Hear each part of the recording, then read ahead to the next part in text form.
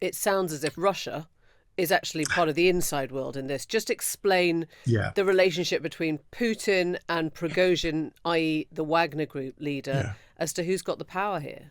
Well, this is when it gets even more complicated, because the outside world, of course, is France.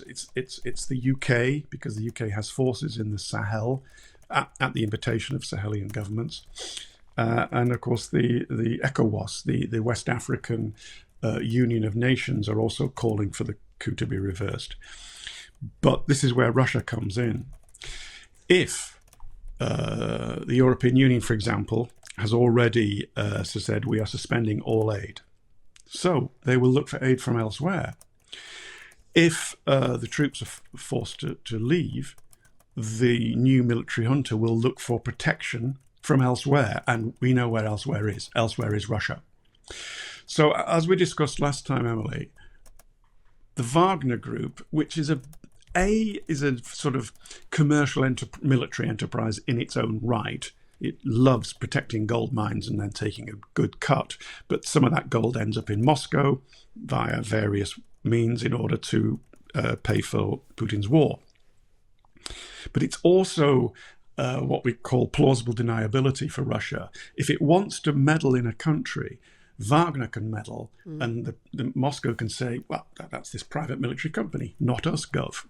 So, Niger. There's no hard evidence that Russia is involved in this coup. The Wagner Group never want to miss an opportunity. Prigozhin has already said, oh, look, if you need any help, I happen to know some guys that could show up and help you. And the background to that is they're already in the Central African Republic. They basically run the Central African Republic. They're already in Burkina Faso. They're already in Mali, all of which had coups and then said, would you like to come and help us? So this is where the real tension is in the story. If the European Union isn't going to help, and if the foreign troops are going to leave, that leaves this new guy, General Tchiani, with an interesting choice to make. And of course, the choice he will make is Russia. And Tim, this matters, doesn't it, in the sense that Niger, up to now, has been one of the only reliable Western allies in the region, US pouring loads of money into it, France, obviously, as you say, the former colonial power. Is that what's in it for Russia? It's a chance to displace a strategic ally of the West, plus resources?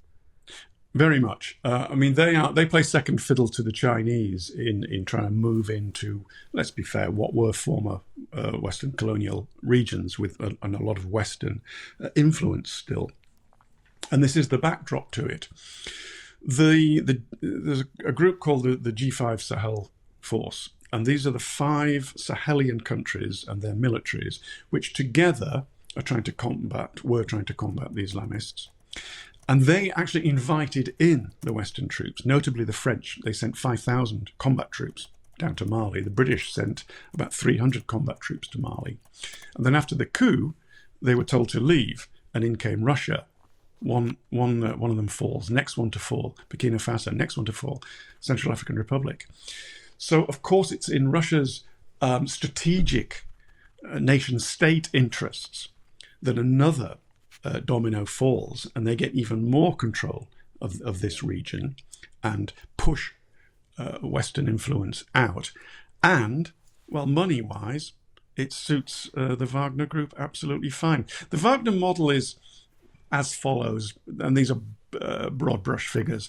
Let's say you're the leader of a country, and they say, look, we can protect you from whoever it is you think you might be frightened of. Let's say it's £50 million a year for security services. The model is then you take the 50 million, you then give about 10 million back to the very same leaders, the military leaders, as kickbacks. So they win their protection and they all get $1 million in their back pocket. Wagner take a cut of 40 million. Everybody's happy. You know, we're not talking about good governance here. And this is another problem. Western governments go in and try to help. The EU tries to help. And they say, well, there are some strings attached. Good governance is one of them. And at a certain point, sometimes the leaders get fed up with good governance. It's a lot easier just to pay Wagner 50 million. The Newsagents. This is a Global Player original podcast.